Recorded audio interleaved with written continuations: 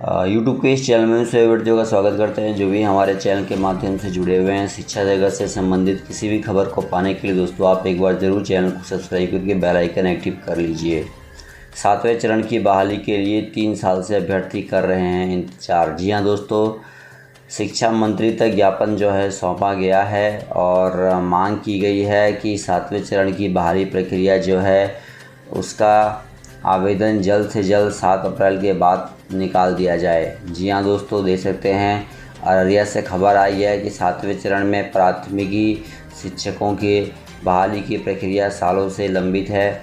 अभ्यर्थी 3 साल से बहाली की प्रक्रिया का इंतज़ार कर रहे हैं, लेकिन इस दिशा में विभागीय रवैया सुस्त बना हुआ है। इसे लेकर 7वें चरण प्राथमिक शिक्षक बहाली समिति जिला इकाई द्वारा शुक्रवार को जिला शिक्षा पदाधिकारी को आवेदन देकर इस दिशा में समुचित कदम उठाने की मांग की जानकारी देते हुए समिति के अध्यक्ष धनंजय कुमार ने कहा कि बहाली के इंतजार में अभ्यर्थी लंबे समय से इंतजार कर रहे हैं। इससे उनका भविष्य अधर में लटका हुआ है।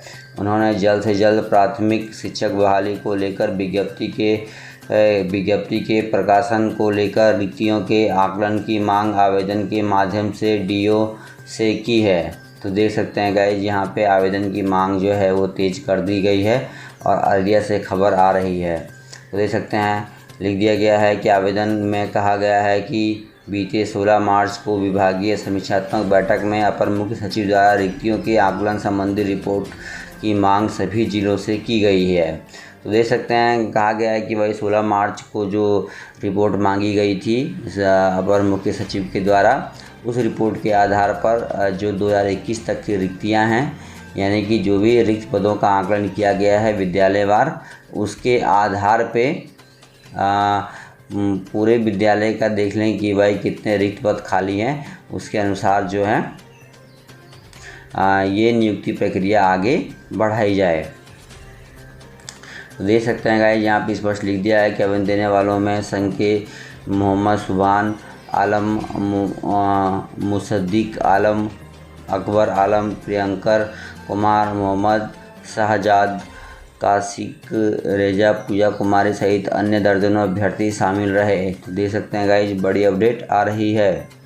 आगे देखिए आ रही है खबर, कम अंक वालों का भी हुआ चयन। देख सकते हैं तो यहाँ लिखा है, शिक्षक नियोजन कार्य में पारदर्शिता की डंका बजाने वाले कर्मियों व अधिकारियों पर रोजाना कहीं ना कहीं से शिक्षक नियोजन कार्य में गड़बड़ी करने की बात सामने आ रही है। लोगों को दिखाने के लिए भले ही वीडियो कैमरे का सहारा लिया गया हो, लेकिन गड़बड़ी किस कदर और कब करनी है, इसकी पूरी प्लानिंग शायद पहले से ही फिट थी। तभी तो नियोजन इकाइयाँ वीडियो कैमरों के सामने ही कम अंक वाले अभ्यर्थियों का चयन किए जाने और अधिक अंक वालों को बाहर का रास्ता दिखा देने की बात सामने आ रही है। शिक्षक नियोजन में गड़बड़ी के कई मामले सामने भी आए हैं। अब नया मामला धरधरी प्रखंड के छरियारी बुजुर्ग के पंचायत शिक्षक नियोजन से जुड़ा है। पंचायत शिक्षक नियोजन के अभ्यर्थी कीर्तिराज ने क्षेत्रीय शिक्षा उप निदेशक को पत्र भेजकर आरोप लगाया है। तो देख सकते हैं गाइस, यहाँ पे इनका चयन नहीं हो पाया है कि वो वंदित मेधा सूची में उनका नाम क्रम संख्या 262 पर तो फाइनल मेधा सूची में 375 पर अंकित है, लेकिन नियोजन नहीं कम अंक वाले अभ्यर्थी का चयन कर दिया गया। तो देख सकते हैं गाइस, ये भी गड़बड़ी जो है वो पाई गई है। आगे देखिए, टीटी एसटीटी शिक्षकों का प्रतिरोध मार्च। तो देख सकते हैं जो टीटी एसटीटी शिक्षक संघ है, शनिवार को जिला मुख्यालय में प्रतिरोध मार्च निकाला है। प्रधान शिक्षकों की बहाली में अनुभव की बाध्यता समाप्त करने की मुख्य मांग को लेकर टीटी एसटीटी उत्तीर्ण नियोजित शिक्षक संघ गोपगुट जिला मुख्यालय में प्रतिरोध मार्च का आह्वान किया था। संगठन के संघ के प्रदेश अध्यक्ष मार्कंडेय पाठक एवं प्रवक्ता अश्विनी पांडे ने कहा है कि प्रधान शिक्षक और प्रधानाध्यापक के मामले में न्यायालय में वाद दायर किया जा चुका है। उसके अंतिम निर्णय का इंतजार नहीं किया गया। प्रतिरोध मार्च के दौरान प्रदर्शनकारियों द्वारा जिला अधिकारियों को ज्ञापन भी दिए गए। 29 मार्च से 31 मार्च तक शिक्षक मंत्री विधायकों से मिलकर पहल की अपील करेंगे।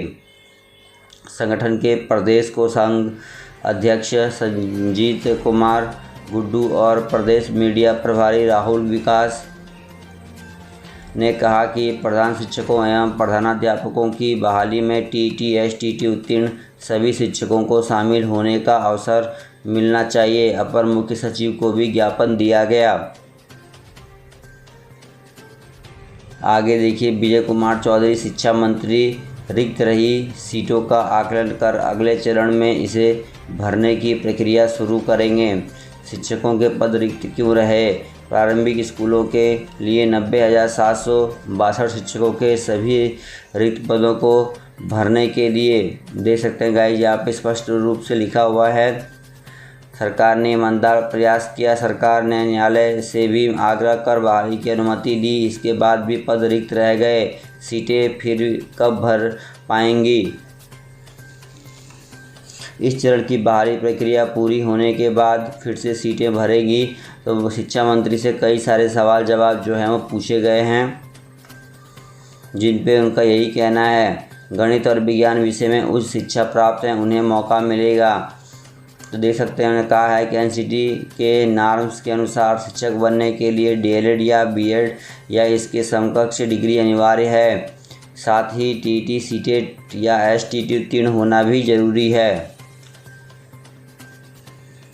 आगे देखिए लिखा है, क्या आगामी चरण में जो ट्रेंड नहीं है उनके लेकिन गणित और विज्ञान विषय में उच्च शिक्षा प्राप्त हैं, उन्हें मौका मिलेगा? तो लिखा है कि नहीं, एनसीटी ने नॉर्म्स के अनुसार शिक्षक बनने के लिए डीएलएड या बीएड इसके समकक्ष डिग्री होना अनिवार्य है।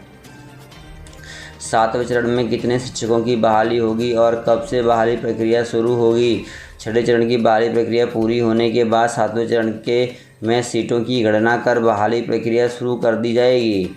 तो कई सारे जवाब पूछे गए हैं। 7वें चरण में कितने शिक्षकों की बहाली होगी ये भी पूछा गया है। हर साल टीटी एसटीटी होना था, लेकिन पिछले 5 सालों से टीटी नहीं हो सका है। 2012 और 2017 में टीटी पास के साथ ही सीटीटी पास अभ्यर्थी प्रारंभिक के स्कूलों के लिए अर्हता रखते हैं। साथ ही 2012 में एसटीटी और 2019 के एसटीटी उत्तीर्ण अभ्यर्थियों को 7वें चरण में मौका देने की बात कही जा रही है।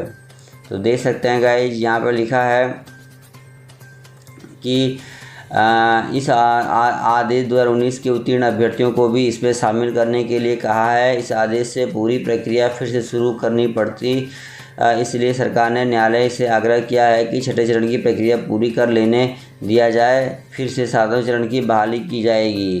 तो देख सकते हैं गाइज, शिक्षा मंत्री कह रहे हैं कि रिक्त रह गए सीटों को अगले चरण में भरा जाएगा। प्रक्रिया में खामियों की वजह है? नहीं, ऐसा नहीं है। नियुक्ति प्रक्रिया को इस बार दुरुस्त किया जाएगा। पारदर्शी तरीके से जांच पड़ताल कर ही नियुक्ति पत्र दिया जाएगा, इसलिए कम शिकायतें मिली। तो देख सकते हैं गाइस, जिन्होंने स्पष्ट किया है शिक्षक क्यों नहीं मिल पा रहे हैं। यह बात सही है कि कुछ विषयों में शिक्षक नहीं मिल पा रहे हैं। इन विषयों में रिक्त रह गए सीटों को अगले चरण में भरा जाएगा।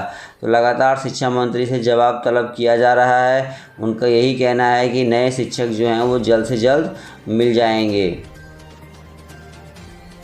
वहीं देखिए, अनुमान लगाया जा रहा है कि 7 अप्रैल के बाद जो है वो 7वें चरण का नोटिफिकेशन जारी हो जाए। आरक्षण का अब तक नहीं सुलझा पेंच, लटकेगा नगर पालिका का चुनाव। तो नगर पालिका चुनाव में अभी देरी हो सकती है। हो सकता है कि इससे पहले ही 7वां चरण जो है वो प्रारंभ हो जाए। ठीक है, तो बिहार में नगर पालिका चुनाव के टलने की संभावना बढ़ गई है। चुनाव के पहले आरक्षण की स्थिति स्पष्ट करने के लिए विशेष आयोग का गठन नहीं हो पाया। इसी वजह से चुनाव टल सकने की बात कही जा रही है। तो देखते हैं, अगर चुनाव टलता है तो 7वां चरण पहले ही कर दिया जाएगा। वहीं देखिए, आवास भत्ते से संबंधित प्राथमिक शिक्षा निदेशक का एक लेटर भी जारी किया गया है। इसमें कह दिया गया है कि शहरी क्षेत्र से 8 किलोमीटर की दूरी की पे उपस्थित विद्यालयों में रहने वाले आसपास रहने वाले शिक्षकों को आवासीय भत्ता भी दिया जाएगा। तो उससे संबंधित ये लेटर जो है वो जारी कर दिया गया है। वहीं देखिए फर्जी शिक्षकों पर लगातार कार्रवाई में जुटा है शिक्षा विभाग। अब देखते हैं कब तक कार्रवाई प्रक्रिया पूरी होती है। फिलहाल वीडियो में इतना ही। पसंद आया तो शेयर कीजिएगा। धन्यवाद। जय हिंद।